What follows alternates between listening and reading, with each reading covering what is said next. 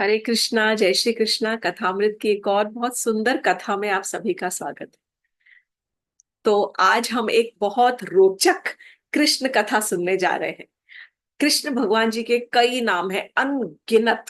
ल- गिनती नहीं है। विष्णु सहस्त्र नाम तो अलग है, वो भी भगवान के ही नाम है। बट कृष्ण के ही इतने नाम है, गोविंद, गोपाल, माधव, मधुसूदन। और वन ऑफ द नेम्स, एक और जो थोड़ा सा अनोखा नाम है, वो है रणछोड़। अब रणछोड़ नॉर्मली अगर किसी योद्धा को बोलोगे तो वो तो उसे लगेगा कि कोई मुझे गाली दे रहा है। It is like an insult, कोई मेरा अपमान कर रहा है कि कोई योद्धा रणभूमि छोड़कर, युद्ध की भूमि छोड़कर, पीठ दिखा के और भाग गया। लेकिन कृष्ण भगवान जी ने इस नाम को बड़े शान से अपनाया है। और इस नाम की बहुत ही सुंदर कथा, आज हम उस कहानी के बारे में आज चर्चा करने जा रहे हैं। ॐ अज्ञानतिमिरान्धस्य ज्ञानाञ्जनशलाकया चक्षुरुन्मीलितं येन तस्मै श्रीगुरुवे नमः। वाञ्छकल्पतरुभ्यश्च कृपा सिन्धुभ्य एव च पतितानां पावनेभ्यो वैष्णवेभ्यो नमो नमः। हे कृष्ण करुणा सिंधु दीनबंधु जगतपते गोपेश गोपिका कांत राधा कांत नमोस्तुते। तप्त कांचन गौरांगी राधे वृंदावनेश्वरी वृषभानुसुते देवी प्रणमामि हरि प्रिये। हरे कृष्णा कृष्ण कृष्ण हरे हरे, हरे राम राम राम हरे हरे। तो कृष्ण भगवान जी ने जब कंस का वध कर दिया, तो कंस का वध करने के बाद कंस की जो पत्नियां थी दो, अस्ति और प्राप्ति, वो रोती हुई अपने पिता के पास पहुंची। उनके पिता थे मगध के राजा, मगध नरेश, राजा जरासंध। बहुत प्रतापी, मतलब बहुत महान और बहुत बलशाली राजा थे। जब उन्होंने अपनी बेटियों को रोते हुए इस प्रकार देखा तो उनका कलेजा पसीज गया। और तभी गुस्से में पागल होकर, एकदम भिनभिनाते हुए, फ्यूमिंग विद एंगर, उन्होंने उसी क्षण डिसीजन ले लिया कि मुझे तो मथुरा पे चढ़ाई कर देनी है और इन यादवों का मुझे नाश कर देना है। मैंने कृष्ण को यदि सबक नहीं सिखाया तो फिर किस काम का रहा मैं। उनको अपनी बेटियों का वैधव्य सहा नहीं गया, which is very normal also actually. तो वो राजा जरासंध, मगध नरेश का जो राजा था, वो 23 अक्षौहिणी सेना लेकर और उसने मथुरा पर धावा बोल दिया। 23 अक्षौहिणी सेना। ना व्हाट इज 23 अक्षौहिणी? कैलकुलेशन आप करोगे, मैं आपको सिर्फ एक्सप्लेन करूंगी। 1 अक्षौहिणी, एक अक्षौहिणी मतलब करीब करीब 2 लाख से थोड़े ऊपर उसमें योद्धा है। 21,870 रथ है, 21,870 हाथी है, 65,000 से थोड़े ऊपर घोड़े हैं, और करीब करीब 1,10,000 जो पैदल योद्धा है, पैदल सैनिक है, वो है। This is 1 akshauhini multiplied by 23। मतलब कम से कम 23 मल्टीप्लाइड बाय 2, 46 लैक्स, 47-48 लैक्स के ऊपर योद्धा, वॉरियर्स। और बाकी की गिनती तो कंटिन्यूड, रथ और हाथी और घोड़े और जो पैदल सैनिक हैं, इतने सारे। कृष्ण भगवान जी ने जब जरासंध की इतनी बड़ी सेना को देखा कि अरे ये सारी की सारी सेना ने तो मेरी मथुरा नगरी को घेर लिया है चारों तरफ से, और इस घेरने की वजह से सारे जो मथुरा के निवासी है वो घबरा गए, बहुत भयभीत हो गए।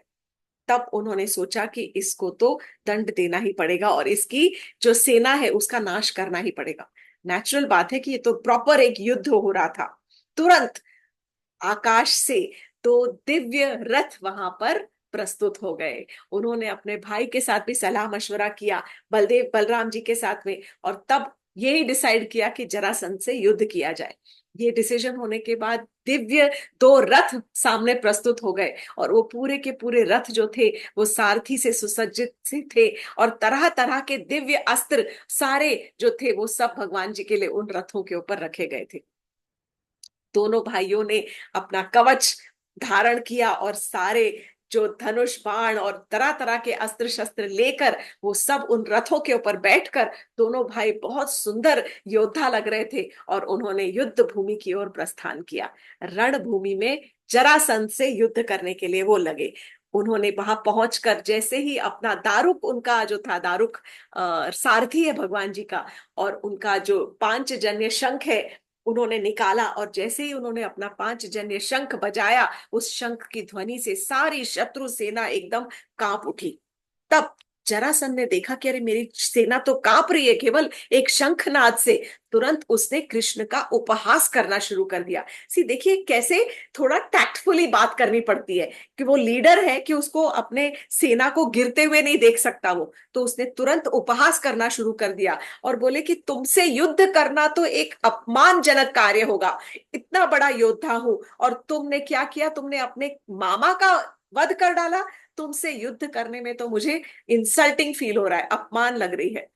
हे बलराम, यदि तुम में शक्ति है तो तुम आकर मुझसे युद्ध करो, या तो तुम मेरे हाथों टुकड़े टुकड़े होकर मृत्यु के घाट पहुंच दिए जाओगे, या फिर तुम मुझे मार दोगे। तो मुझे कृष्ण से युद्ध करने में कोई इंटरेस्ट नहीं है, क्योंकि उसमें तो शक्ति नहीं है, उसने तो अपने मामा का वध कर दिया, ऐसा कौन योद्धा होता है।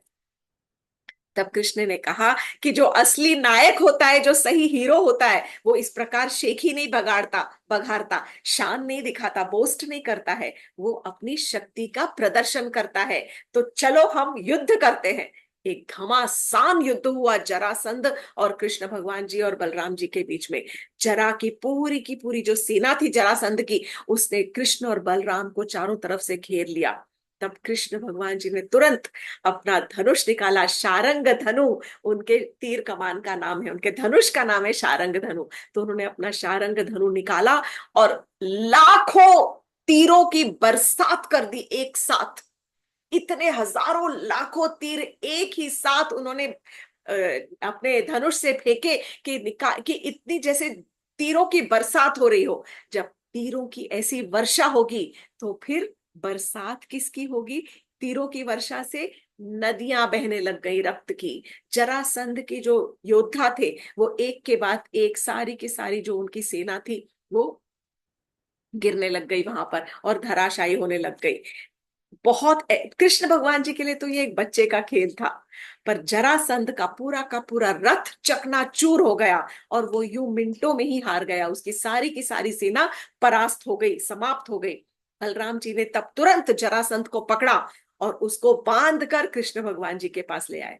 आपको लगता होगा कि गेम ओवर है ना, लेकिन ये तो फिल्मी स्टोरी से भी ज्यादा इंटरेस्टिंग है, क्योंकि इतनी जल्दी नहीं युद्ध खत्म होता ना। जरासंध को पकड़ के लाए, उसको रस्सियों से बांधा और तब कृष्ण भगवान जी के पास बोले इसको मार डालते हैं।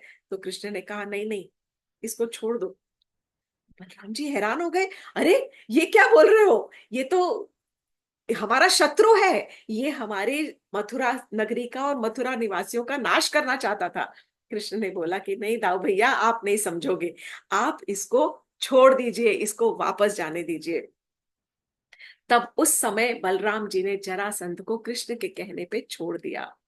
कृष्ण का क्या मोटिव था आप समझिए। अब कृष्ण भगवान जी जब जन्म लेते हैं, अवतार लेते हैं, जन्म तो उन्होंने कृष्ण के रूप में एक छोटे बालक के, पर अवतार लेते हैं। जब कृष्ण भगवान जी जब जब अवतार लेते हैं तो सीधा साधा श्लोक भगवत गीता में लिखा है, परित्राणाय साधुनाम विनाशाय च दुष्कृताम धर्म संस्थापनार्थाय संभवामि युगे युगे। अर्थात परित्राणाय साधुनाम, साधुओं की रक्षा करने के लिए, विनाशाय च दुष्कृताम, दुष्कार्य करने वालों का विनाश करने के लिए, धर्म की स्थापना करने के लिए, पुनः स्थापना करने के लिए युगों युगों में कई बार वे अवतरित होते हैं। तो फिर यहाँ पर क्या जरासंध दुष्कर्म करने वाला नहीं था? Was he not evil? तो उसका उन्होंने विनाश क्यों नहीं किया? तब कृष्ण भगवान जी यही समझाते हैं, दाऊ भैया को कहने लगे कि देखो भैया, अब की बार तो इसने सारी की सारी जो अपनी सेना जमा की थी ना, वो इधर उधर आस पड़ोस के जितने सारे राजा थे जो इससे कमजोर थे और जो इससे डरते थे या जो पापी थे, क्रूर थे, ऐसे सब राजाओं को जमा करके और उनकी सेनाओं को जमा करके ये मेरे साथ में युद्ध करने आया था। सेना को हमने परास्त कर दिया।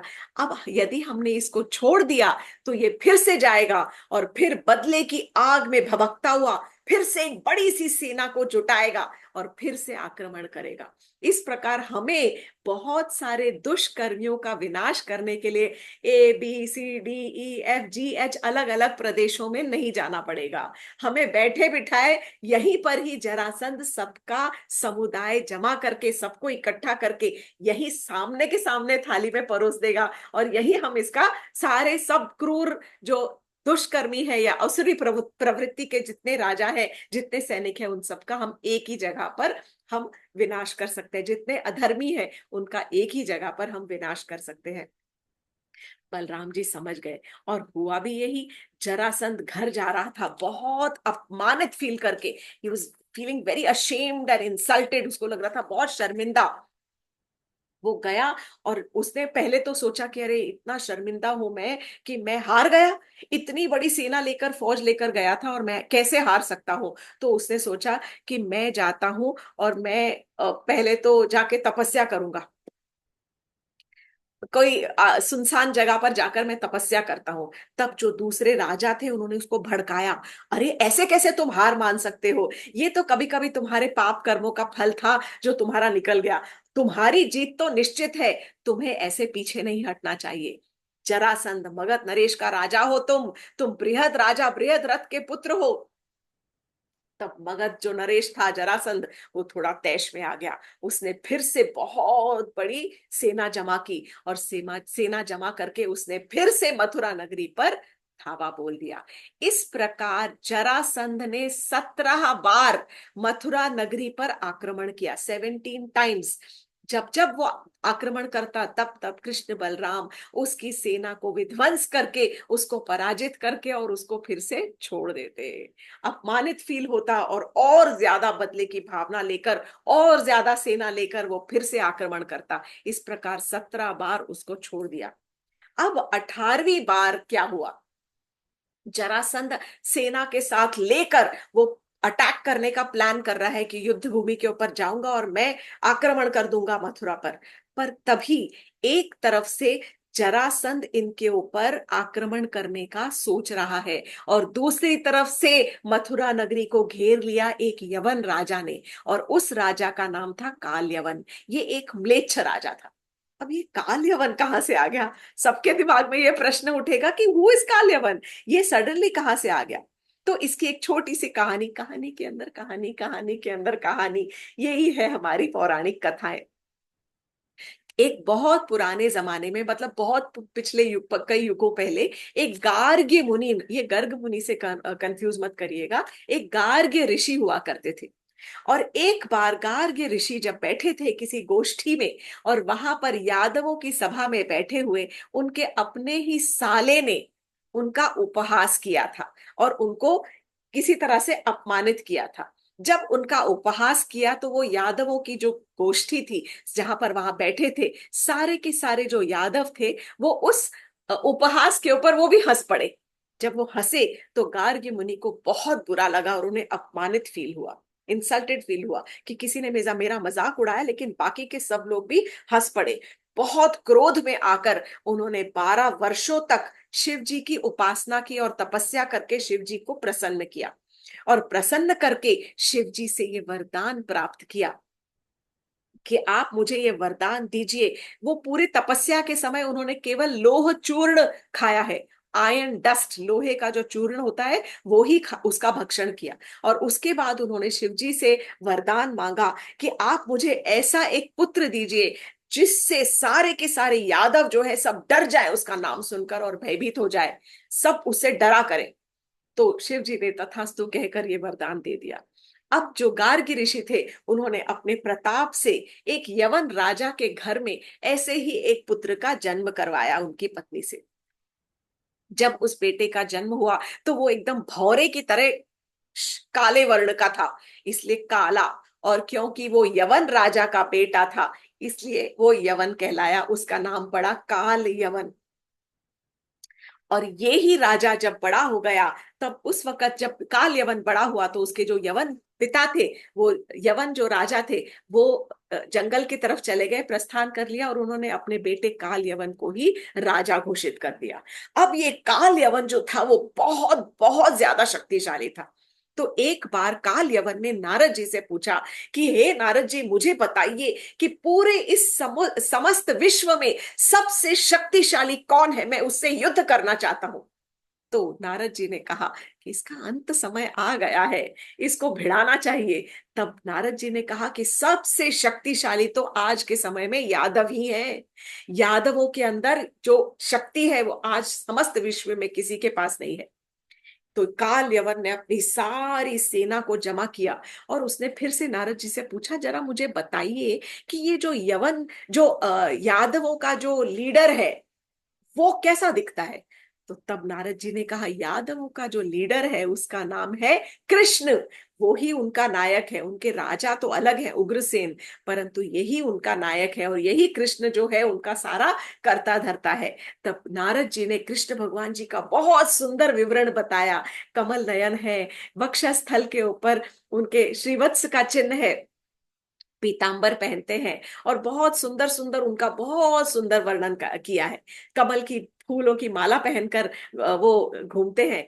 तब इतना सुंदर विवरण सुनने के बाद काल यवन ने सोचा कि यहाँ तो आक्रमण करना ही चाहिए। तब काल यवन ने अपनी बड़ी भारी सेना को जमा करके और मथुरा के एक तरफ आक्रमण कर दिया, एक गेट की तरफ, वन साइड ऑफ मथुरा उसने अटैक कर दिया। ढेरों हजारों हाथी घोड़े रथ और करोड़ों अपने सैनिकों को लेकर, म्लेच्छ सैनिक जो थे उसके, उनको लेकर एक तरफ से धावा बोल दिया। अब कृष्ण भगवान जी को तो अपना गेम बहुत, he had to place cards very smartly, बहुत ध्यान से उनको अपना गेम यहाँ पर खेलना था। क्योंकि एक तरफ जरासंध अटैक करने वाला था और एक तरफ काल यवन ऑलरेडी गेट के ऊपर आके धीरे धीरे अपनी सब सेना को लेकर वहां पर वो कैंप करना शुरू कर दिया था। वहां पर अपना जैसे कैंप लगा देते हैं उस तरह से वो बैठ गया था। तब रातों रात कृष्ण भगवान जी ने एक दुर्ग का निर्माण करवाया, फोर्ट्रेस। ऐसे दुर्ग का निर्माण करवाया कि जिसमें कोई भी व्यक्ति, कोई मनुष्य अंदर प्रवेश न कर सके। उन्होंने बलराम जी के साथ सलाह करके और रातों रात विश्वकर्मा जो दैवी आर्किटेक्ट है, सेलेस्टियल आर्किटेक्ट है, उनको बुलवाया और उनके साथ में एक ऐसे दुर्ग का निर्माण करवाया जो कि समुद्र के अंदर थी, अंदर है एकदम। इतनी सुंदर नगरी थी वो, समुद्र के भीतर ये द्वारका नगरी का निर्माण हुआ तब। और इतनी सुंदर नगरी है कि उसके विवरण सुनकर ऐसे लगेगा कि अरे कितना सुंदर, ये कितना ही सुंदर नगरी का उन्होंने निर्माण करवाया है। 12 योजन उसका सरकमफ्रेंस था। अब एक योजन कितना है, करीब करीब अप्रोक्सीमेटली 13 किलोमीटर, 12.8 किलोमीटर का उसका बताया गया है। तो 12 योजन उसका पूरा चौड़ाई जो थी, सब तरफ से वो जो सरकमफ्रेंस है, ऐसे में वो नगर पानी के अंदर बनाया गया। पूरा इतना ऊंचा, इतना सुंदर, लंबे लंबे बहुत सुंदर सुंदर बगीचे, चौड़ी सड़कें, बड़े सुंदर सुंदर उपवन और बगीचे, जिनके अंदर सब स्वर्ग से और बड़े सब स्वर्ग से बहुत सुंदर सुंदर पेड़ पौधे वहां पर लाए गए थे। इतने सुंदर महल, बहुत ही लंबी लंबी इमारतें, जिनके गुंबद जो थे वो स्वर्ण से मढ़े हुए थे और सब गगन चुंबी इमारतें थी, टावर्स उस समय। और गगन चुंबी उनके गुंबज थे, उन इमारतों के। महलों के जो छत थे वो भी सोने से मढ़े हुए थे और जो महलों के जो फर्श थे वो हीरे रत्नों से, जवाहरात से मढ़े हुए थे। इंद्र भगवान ने अपना इंद्रदेव ने सुधर्मा हॉल जो था वो वहां पर उनको दिया। वरुण देव ने उनको गिफ्ट में, तोहफे में नीले रंग के और सफेद श्वेत रंग के कई सारे घोड़े दिए। इस प्रकार कई सारे देवी देवताओं ने बहुत सारे उनको, कृष्ण भगवान जी को उपहार दिए। रातों रात ये दुर्ग का निर्माण करके और सारे मथुरा वासी जब सो रहे थे निद्रा में, गहरी निद्रा में, पूरे मथुरा नगरी को, पूरे के पूरे मथुरा के निवासियों को, अपनी प्रजा को, अपने राजाओं को और अपनी सारी के सारे जितने उनके स्वजन थे, रिलेटिव्स, सबको उन्होंने निद्रा में ही ट्रांसपोर्ट करके और उस दुर्ग में भेज दिया। दिस वॉज हाउ, इस प्रकार कृष्ण कृष्ण भगवान जी ने इतना सोचा कि यदि मैं हर समय युद्ध करता रहा तो मेरी अपनी सेना का भी विनाश हो जाएगा। और जब मेरी सेना इन सब के साथ लड़ेगी, काल यवन की सेना के साथ जब युद्ध करेगी, तो उनकी शक्ति कम हो जाएगी और वो जरासंध की सेना के साथ लड़ नहीं सकेंगे। तो बिना बात के अपने ही लोगों का रक्तपात करना सही नहीं है। अपने निवासियों की रक्षा करने के लिए उन्होंने इस दुर्ग द्वारका का निर्माण करवाया और सारे मथुरा वासियों को वहां पर ट्रांसपोर्ट कर दिया। अब क्या हुआ कि अगले दिन, अब काल यवन वहां एक गेट के ऊपर, मथुरा नगरी के गेट के ऊपर खड़ा है, लाइक वेटिंग कि अब मैं आक्रमण कल सुबह करूंगा। और सुबह सुबह सिर्फ कृष्ण और बलराम ही बचे थे पूरी नगरी में। कृष्ण भगवान जी ने सुबह सुबह क्या किया, मेन गेट से एक बहुत सुंदर कमल के फूलों की माला पहनकर और बहुत सुंदर सजाव, सजावट में बहुत सुंदर लगते हुए वो वहां से गेट खोल के और निकले और लंबे लंबे बड़े बड़े स्ट्राइड्स लेकर कदमों से बाहर चलने लगे। और बाहर चलते चलते और भागना शुरू कर दिया उन्होंने। काल यवन ने देखा, अरे ना कोई रथ, ना कोई अस्त्र शस्त्र, ना कोई हाथी घोड़े, और अकेला, अकेले कृष्ण जो जा रहे हैं। तो उसने सोचा कि अरे, ये तो शक्ल तो बिल्कुल हूबहू वैसी लग रही है जैसे कि नारद मुनि ने डिस्क्राइब किया था। तो ये कौन है? ये तो कृष्ण ही है। तो मुझे तो इसी के साथ युद्ध करना है। परंतु ये यदि बिना सेना के यहाँ पर है, तो मुझे भी बिना सेना के ही इसके साथ युद्ध करना चाहिए, क्योंकि यही तो योद्धा का लक्षण है। वो तो केवल युद्ध करने आया था, क्योंकि उसको युद्ध करने का बड़ा चाव था कि मुझे सबसे शक्तिशाली व्यक्ति के साथ युद्ध करना है। तो काल यवन कृष्ण के पीछे दौड़ने लगा। कृष्ण उसको अपनी पीठ दिखाकर और भाग रहे हैं, तेजी से भाग रहे हैं, और पीछे पीछे काल यवन उनके भाग रहा है। काल यवन भी निशस्त्र और कृष्ण भगवान जी भी निशस्त्र। तब कृष्ण का नाम तब रण छोड़ पड़ गया, क्योंकि रण की भूमि, रणभूमि, जहां पर युद्ध भूमि को छोड़कर पीठ दिखाकर अपनी काल यवन को वो भाग रहे हैं, भाग रहे हैं। और तब काल यवन कहने लगा, अरे, ये कैसे योद्धा हो तुम? तुम्हें तो शर्मिंदा होना चाहिए। तुम कैसे ऐसे कायरों की तरह इस युद्ध भूमि को छोड़कर भाग रहे हो? ये तुम्हें शोभा नहीं देता। तुम मेरे साथ युद्ध करो। कृष्ण भगवान जी ने कुछ भी जवाब नहीं दिया और भागते रहा। कभी ऐसा लगा काल्यवन को कि अरे, अब मेरी पकड़ में आ गया कृष्ण, लेकिन बस ऐसे थोड़ा सा चुटकी भर जगह से वो मिस हो जाते थे। कृष्ण भगवान जी थोड़ा धीरे चलते, काल्यवन पकड़ में आने लगते, फिर तुरंत कृष्ण भगवान जी भाग जाते। तो it was like a very close game. कभी कभी ऐसा लगता था कि अरे, अब पकड़ में आ गया, परंतु कृष्ण उसकी पकड़ में आए ही नहीं। और भागते रहे, भागते रहे, भागते भागते कृष्ण भगवान जी एक बहुत बड़ी पहाड़ी गुफा के अंदर घुस गए। काल यवन भी उनके पीछे पीछे जा रहा है। पर जब कृष्ण अंदर घुसे, गुफा के अंदर जल्दी जल्दी तेज तेज भाग रहे हैं, गुफा के अंदर एक व्यक्ति सोया हुआ था। और उस सोए हुए व्यक्ति के ऊपर कृष्ण भगवान जी ने अपना दुशाला उतारा, उत्तरिया पीले रंग का वस्त्र जो था उनका रेशमी, उतार के उस सोए हुए व्यक्ति के ऊपर पूरी तरह से चद्दर की तरह उस दुशाला को डाल दिया और गुफा में एक पत्थर के पीछे जाकर छुप गए। सरप्राइजिंग। तब काल यवन अंदर घुसा है, भागते हुए कृष्ण का पीछा करते हुए, और उसने देखा कि यहाँ कोई व्यक्ति सोया हुआ है। सोए हुए व्यक्ति के ऊपर उसने वही दुशाला देखा जो कृष्ण ने ओढ़ रखा था। तो उसने सोचा ये तो जरूर कृष्ण ही है। और तब उसने बोलना शुरू किया, काल यवन ने बोलना शुरू किया कि तुम इतनी दूर से मुझे भगाते भगाते इस गुफा में लेकर आए हो, और यहाँ पर भगा के यहाँ पर क्या फायदा युद्ध करने का? और युद्ध भी नहीं कर रहे, तुम तो आकर यहाँ सो गए। ऐसे बता रही हो कि जैसे सो गए, कोई साधु के जैसे।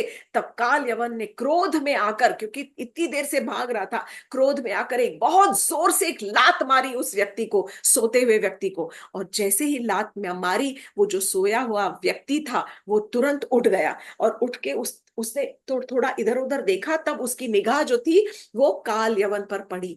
जैसे ही उस व्यक्ति की निगाह काल यवन पर पड़ी, काल यवन के शरीर से एक ज्वाला निकली, और उस भभकती हुई ज्वाला में काल्यवन का शरीर जलकर भस्म हो गया, राख हो गया। और ये काल्यवन का अंत हुआ। अब बहुत सारे सवाल सबके मन में आएंगे। श्रीमद् भागवतम में ये कथा जो है, परीक्षित महाराज को सुखदेव गोस्वामी सुना रहे हैं। तो जब ये कथा सुना रहे हैं तो ऑब्वियसली परीक्षित महाराज ने पूछा कि गोस्वामी जी, ये कैसे हुआ, ये क्या हुआ, ये व्यक्ति कौन था जो सो रहा था, और उसके पास ऐसी कौन सी शक्ति थी कि जिससे वो काल यवन भस्म हो गया। कैसा गेम था, किस प्रकार का खेल ये कृष्ण ने खेला। यही सवाल सबके हृदय में भी आ रहा होगा कि ऐसा क्या था, ये क्या हुआ। तब सुखदेव गोस्वामी तब आगे एक और कहानी बताते हैं, और तब वो कहते हैं कि बहुत पुराने जमाने की बात है, कई युगों पहले एक राजा थे जिनका नाम था मांधाता। तो मांधाता राजा की कहानी मैं छोटी सी पहले बता चुकी हूँ। सौभरी मुनि के ने इनकी बेटियों से विवाह किया था, और यही जो राजा मांधाता थे ये इक्ष्वाकु वंश के राजा थे, और इनका एक बेटा था जिनका नाम था महाराज मुचुकुंद। तो जो मुचुकुंद राजा थे, इक्ष्वाकु वंश के राजा, ये बहुत ही न्यायी और धर्मपरायण राजा थे।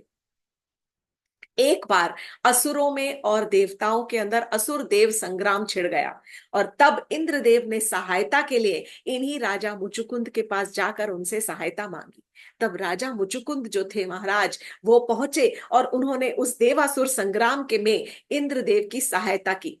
संग्राम समाप्त हो गया, लेकिन संग्राम के बाद भी कई समय तक, काफी समय तक वो देवताओं की रक्षा करने के लिए वो वहीं पर ही स्वर्ग लोक में, इंद्रलोक में ही वहीं पर ही विराजमान रहे। अब काफी समय बीत जाने के बाद तब उन्होंने कहा कि अब तो सब सही है, एवरीबडी सेफ, अब मैं अपने घर जाना चाहता हूं। परंतु समय का प्रभाव देखिए, हमारी धरती का जो समय है वो वहां के समय से एकदम अलग है। हमारा यहाँ का एक वर्ष अर्थात ब्रह्मा जी का एक दिन, जब वहां पर कितने वर्ष हो गए, एक दिन वहां का ब्रह्मा जी का एक दिन मतलब हमारा एक वर्ष, तो वहां पर जब इतने वर्ष हो गए तो यहाँ पर तो पूरा का पूरा युग ही समाप्त हो चुका था। तब जब उन्होंने जाने की इच्छा प्रकट की, तब सब देवताओं ने राजा से कहा, महाराज आप कहाँ जाएंगे। बोले, मैं अपने स्वजनों के पास, अपने बच्चों के पास, अपनी महारानियों के पास जाना चाहता हूँ। तब देवताओं ने समझाया कि महाराज, समय तो बहुत आगे निकल चुका है, और सब कुछ काल के अंदर, काल के लपेटे में आ गया है। काल जो है वो बहता ही जाता है, समय किसी के लिए नहीं रुकता। आपके सारे स्वजन, आपके मंत्री, आपकी रानियां, आपके बच्चे, अब वहां पर कुछ भी नहीं बचा है। काल के प्रभाव से सब कुछ बदल गया है। आप हमसे कुछ और वरदान मांगिए और हम आपको वो वरदान देंगे। हाँ, परंतु हमसे मोक्ष मत मांगिएगा, क्योंकि वो तो केवल विष्णु भगवान ही दे सकते हैं। तब महाराज मुचुकुंद ने कहा कि मैं बहुत वर्षों से सोया नहीं हूं, मैं बहुत ज्यादा थका हुआ हूं, मैं इतना थका हुआ हूं कि आप मुझे केवल एक ही वरदान दीजिए कि मैं बिना किसी बाधा के, बिना किसी विघ्न के, मैं जाकर कहीं पर गहरी निद्रा में खो जाना चाहता हूं। यदि कोई मेरी निद्रा भंग करेगा, कोई मेरी निद्रा के अंदर बाधा डालेगा और कोई तोड़ेगा, मेरी नींद को तोड़ेगा, तो बस जैसे ही मेरी आंख खुले, मेरी एक दृष्टिपात से ही वो जलकर भस्म हो जाए। तब देवताओं ने कहा, जैसी आपकी इच्छा, हम ये आपको वरदान देते हैं। तब महाराज मुचुकुंद इंद्रलोक से उतरकर और वहां पर जंगल के अंदर एक पथरीली गुफा के अंदर ऐसी शांत जगह पर आकर, और वो उस एक पत्थर के ऊपर जाकर सो गए थे। और वो उनके ही वरदान का प्रताप था कि तब जैसे ही उन्होंने आंख खोली, आंख खुलते के साथ ही काल यवन भस्म हो गया। कृष्ण भगवान जी ने इतने स्मार्टली रणछोड़ लीला निभाई है कि बिना किसी मतलब किसी का नाश किए चुपचाप, मतलब काल यवन यहीं पर ही ढेर हो गया। तब कृष्ण भगवान जी तो छुपे हुए थे, और जैसे ही छुपे हुए थे, काल यवन का वध, काल यवन नष्ट होने के बाद में वो निकल कर वहां पर आए, और जैसे ही आए तो उनकी आभा से सारा का सारी जो गुफा थी वो एकदम प्रकाशमान हो गई। और तब महाराज मुचुकुंद हाथ जोड़कर उनसे पूछ रहे हैं कि आप कौन हैं, ये इतनी पथरीली जगह पर चढ़कर, इस चलकर पैदल, और आप इस गुफा में आए हैं। आप सूर्य देव हैं, आप अग्नि देव हैं, आप हो कौन। आप अपने नाम बताइए, जन्म बताइए, कुल बताइए, आप अपनी आइडेंटिटी बताइए तो सही। मैं महाराज मुचुकुंद हूँ, मैं इक्ष्वाकु वंश का राजा हूँ, और मैं यहाँ पर अपनी निद्रा पूरी करने के लिए आराम कर रहा था। तब कृष्ण भगवान जी कहते हैं, मेरे प्रिय मित्र, तुम मुझसे मेरे नाम और अवतार जानना चाहते हो, तो सुनो।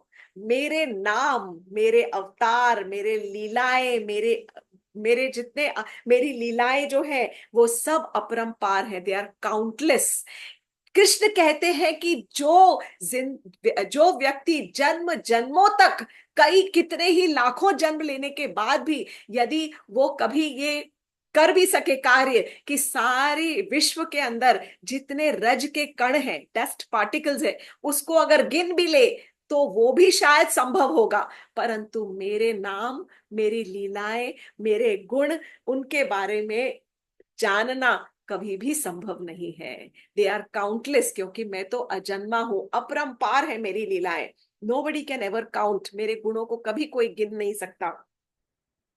अब की बार, इस बार मैं ब्रह्मा जी के अनुरोध पर मैंने वासुदेव वसुदेव जी के यहाँ जन्म लिया है, और इसीलिए मैं वासुदेव कहलाता हूँ। मैंने कंस के साथ साथ कई सारे असुरों का भी नाश किया है। परंतु तुम बहुत सारे वर्षों से पहले से मतलब तुम पिछले जन्म से भी कई समय से तुम मेरी उपासना करते आए हो और मेरे शरणागति हो, इसीलिए मैं तुम्हें आज दर्शन देने के लिए स्वयं यहाँ पर प्रकट हुआ हूँ। मुचकुंद महाराज बहुत बहुत प्रसन्न हो गए और तुरंत भगवान जी के चरणों में गिर गए।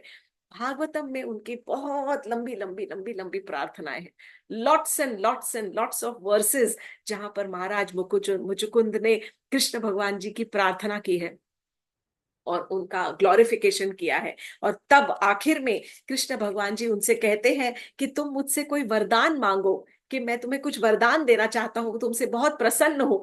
तब मुचुकुंद महाराज कहते हैं कि मुझे कुछ भी नहीं चाहिए प्रभु, मुझे आपके दर्शन हो गए, ये मेरे लिए बहुत बड़ी आपकी कृपा है। केवल मुझे आपकी शरणागति दीजिए, केवल मुझे आपके चरणों में आश्रय दीजिए, क्योंकि जो आपके चरणों का आश्रय लेता है वो ही अभय दान को प्राप्त करता है, वो ही दुखों से मुक्त कराता है। आपके चरणों का जो आश्रय है वो ही सारे दुखों से मुक्त करने का एकमात्र उपाय है। तब कृष्ण भगवान जी कहते हैं कि मैंने तो तुम्हें वरदान का प्रलोभन देने का इतना प्रयत्न किया, परंतु जो सच्चा भक्त होता है, वो मेरे भक्तों की जो मति है, इंटेलिजेंस, वो भौतिक कृपाओं से कभी भटकती नहीं है। उसको कोई भी वरदान की जरूरत नहीं है, क्योंकि वो केवल मेरे चरणों की भक्ति ही चाहता है और मेरे चरणों का आश्रय चाहता है। तुम अपने इस जीवन में अपने मन को, अपने चित्त को मेरे चरणों पर केंद्रित करो और मेरी भक्ति में ही अपना बचा हुआ जीवन जो है वो व्यतीत करो। इस जन्म में तुमने कई सारे कर्म ऐसे किए हैं जिनका तुम्हें पश्चाताप करना पड़ेगा और कर्म का प्रभाव भोगना पड़ेगा। तो इसलिए इस जन्म में तो तुम मुक्त नहीं हो पाओगे, क्योंकि तुम्हें जो भी, क्योंकि तुम क्षत्रिय हो, तुमने शिकार किया होगा, तुमने युद्ध में कई सारे व्यक्तियों के साथ में युद्ध करके उनका वध किया है, तो उस सब का जो कर्म है वो सब आपको भोगना ही पड़ेगा। परंतु आप से जो सारा जीवन है, आप मेरे ही भक्ति में व्यतीत कीजिए, और मैं आपको वचन देता हूं कि आपका जो अगला जन्म होगा वो आप एक वैष्णव के रूप में जन्म लोगे, एक ब्राह्मण कुल में जन्म लोगे, उच्च ब्राह्मण कुल में वैष्णव बनकर जन्म लोगे, और उसके बाद आप निश्चित ही मेरे धाम को प्राप्त होगे, आप गोलोक वृंदावन आओगे। ये कहकर महाराज मुचुकुंद ने उनकी परिक्रमा की। जब कृष्ण भगवान जी ने ऐसा कह दिया, तब महाराज मुचुकुंद ने कृष्ण भगवान जी की परिक्रमा की और महाराज ने उनको प्रणाम किया, और तब कृष्ण भगवान जी वहां से चले गए। महाराज मुचुकुंद जो थे उसके बाद वो गुफा को छोड़कर गंध मदन पर्वत की ओर चले गए, और वहां से बद्रिकाश्रम जाकर उन्होंने अपना सारा जीवन तपस्या में व्यतीत किया। तब कृष्ण भगवान जी उसके बाद पहुंचते हैं मथुरा। थोड़ा सा और है कथा, क्योंकि जरासंध को तो हम पीछे छोड़ा है ना, जरासंध की तो कथा अभी पूरी करनी बाकी है। कृष्ण भगवान जी फिर से मथुरा वापस आ गए। जब वहां पर वापस आए तो उन्होंने देखा कि काल यवन की सारी सेना तो वहीं जमा खड़ी है, गेट के बाहर ही खड़ी है। तब कृष्ण भगवान जी ने उस सेना का वहीं पर ही नाश कर दिया, और उसके बाद वहां से वो जाने लगे। जब जाने लगे दूसरे रास्ते से, तब जरासंध ने देखा कि अरे ये कृष्ण यहाँ पर है। तो कृष्ण, तब जरासंध 23 अक्षौहिणी, फिर से 23 अक्षौहिणी सेना लेकर वो उनके पीछे पीछे सब दौड़ा। कृष्ण और बलराम जी भाग रहे हैं आगे, दोनों के दोनों भाग रहे हैं, और जरासंध फिर से उनके पीछे, जरासंध अब की बार जरासंध उनके पीछे भाग रहा है। पहले काल यवन उनके पीछे पैदल पैदल भाग रहा था, परंतु यहाँ पर जरासंध अपना रथ दौड़ा रहा है, तेज तेज सारथी उसका रथ दौड़ा रहा है, और जरासंध रथ पे बैठकर और कृष्ण का पीछा कर रहा है और उनका उपहास कर रहा है, हंस रहा है उनके ऊपर कि कैसे भाग रहे हो तुम। तब कृष्ण भगवान जी बिना पीछे मुड़े भागते रहे, भागते रहे। एक बड़े से पर्वत था, बहुत बड़ा पर्वत था जिसका नाम था प्रवर्षण। और प्रवर्षण जो पर्वत के ऊपर, तब कृष्ण और बलराम उस पर्वत के ऊपर वो चढ़ गए। और चढ़ने के बाद में एकदम ऊपर, वो भी जो 12 योजन ऊंचा, 12 या 11 योजन, मतलब 12 13 × 11, 11 योजन लंबा खूब ऊंची पहाड़ी थी। और ऊंची पहाड़ी के ऊपर कृष्ण बलराम जी ऊपर चढ़ गए। तब जरासंध ने क्या किया, पहाड़ी के चारों तरफ खूब सारी लकड़ियां जमा करवा के और वहां पर लकड़ियों के अंदर आग लगा दी। और आग इतनी तेजी से भभकती रही कि तब कृष्ण और बलराम ने ऊपर, पहाड़ के ऊपर से बहुत जोर से छलांग लगाई और नीचे उतरे। और नीचे उतर के सीधा वहां से द्वारका की ओर उन्होंने प्रस्थान कर लिया। जरासंध ने ये देखा नहीं, किसी सैनिक ने भी नहीं देखा। और तब जरासंध को ऐसा लगा कि ये कृष्ण और बलराम जो है, ये इस अग्नि के अंदर भबक कर और उसके अंदर ही जलकर उनकी मृत्यु हो गई है। तो वो बड़ी खुशी से, सांत्वना से अपने मगध राज्य में वापस आ गया। अब कथा के अंदर ट्विस्ट ये है कि जरासंध फाइनली मरा क्यों नहीं, और कब मरा, जरासंध क्या था, what is Jarasandha actual story. Krishna भगवान जी ने यहाँ पर उसको क्यों छोड़ दिया, चाहते तो यहीं पे उसका वध कर देते।